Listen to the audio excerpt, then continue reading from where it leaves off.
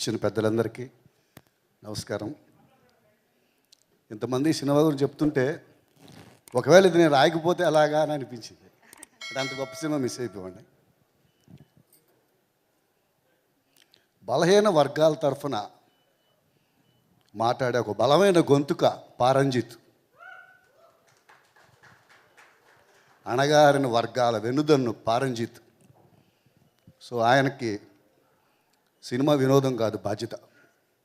తన బాధ్యతని తను ప్రతిసారి సక్రమంగా నిర్వర్తిస్తూ దేశవ్యాప్తంగా ప్రపంచవ్యాప్తంగా ఎంతోమంది అభిమానులు సంపాదించుకున్న పారంజిత్ గారి సినిమాకి మొదటిసారిగా వర్క్ చేయడం చాలా హ్యాపీగా ఉంది. అలాగే విక్రమ్ గారు, ఆయన అమీబా లాంటివాడు. అమీబాకి అస్తిత్వం ఉంటుంది కానీ ఆకారం ఉండదు. తను ఏ పాత్రలోకైనా దూరిపోయాక తెలుస్తుంది అది విక్రమ్ అని మనకి.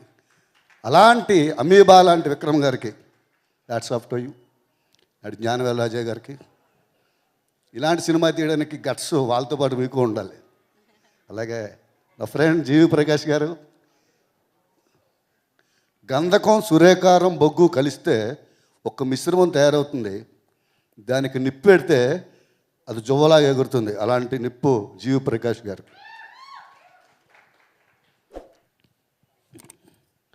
ఈ సినిమా గురించి కొన్ని కోట్ల కళ్ళు ఎదురు చూస్తున్నాయి.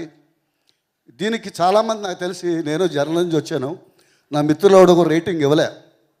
ఎందుకంటే దీన్ని ఒక ప్రత్యేకంగా ఇలాంటి సినిమాలు మళ్ళీ రావు, ఇది ఎప్పుడో ఒకప్పుడు అప్పుడప్పుడు వస్తుంది పుష్కరానికి ఒకటి, ఇలాంటి సినిమాని దీన్ని రివ్యూ ఇచ్చి తగ్గించకూడదని, రివ్యూ చేయకూడదని చాలా గొప్ప మనసుతో వదిలేశారు. చాలా థ్యాంక్ యూ పాత్రికేయులందరికీ. ఇలాంటి సినిమాలు అప్పుడప్పుడు వస్తాయి, వాటికి మనం ఊతం ఇవ్వాలి. అలాంటి వాళ్ళ ఆశలకి రెక్కలు కట్టాలి మనం.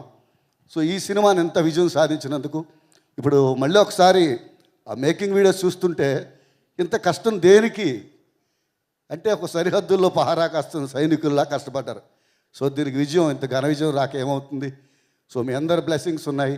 ఈ యూనిట్కి ఎప్పుడు ఇలాగే ఉండాలి, అన్ని భాషల్లో ఇలాంటి విజయమే సాధించాలి. ఇంకా 2 రోజులు ఉంది, ఇంకా విజయం మొత్తం ఈ సినిమాగా కట్టబెట్టే అవకాశం ఉంది. సో వీరందరికీ శుభాకాంక్షలు తెలియజేసుకుంటూ, నాకు జీవి ప్రకాష్ గారు వచ్చారని వచ్చాను నేను. మేమిద్దరం ఇంతవరకు ఫోన్లో మాట్లాడుకోలే, ఇంతవరకు ఫేస్ టు ఫేస్ చూడలే. నా నెంబర్ ఆయన దగ్గర లేదు, ఆయన నెంబర్ నా దగ్గర లేదు. ఆకాశం నీ హద్దురాలో కాటుకు కొనలే పాట రాశాను. అక్కడి నుంచి మా ప్రయాణం కలిసి నడుస్తుంది.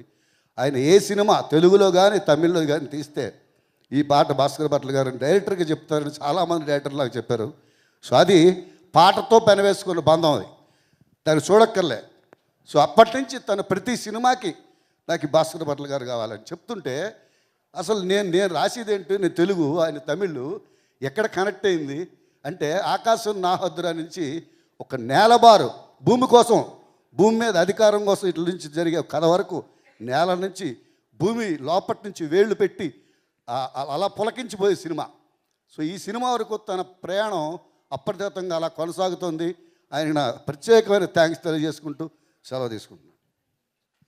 Thank you Bhaskar Bhat garu, thank you so much. మీకు కూడా కంగ్రాచులేషన్స్, మీరు కూడా ఈ సినిమాలో పాట రాశారు. అండ్ సో ఇందులో మనకి అనే పాట ఒకటి, పైరుకోత పాట 2 రాశాను. మనకిలో మనకి పండగ వచ్చింది సన్నాళ్ళకి, అలికి ఊరే అలికి ముగ్గులు వేసేద్దాం ముంగిళ్ళకి అని రాశాను. Thank you so much. Thank you Bhaskar Bhat garu, thank you so much.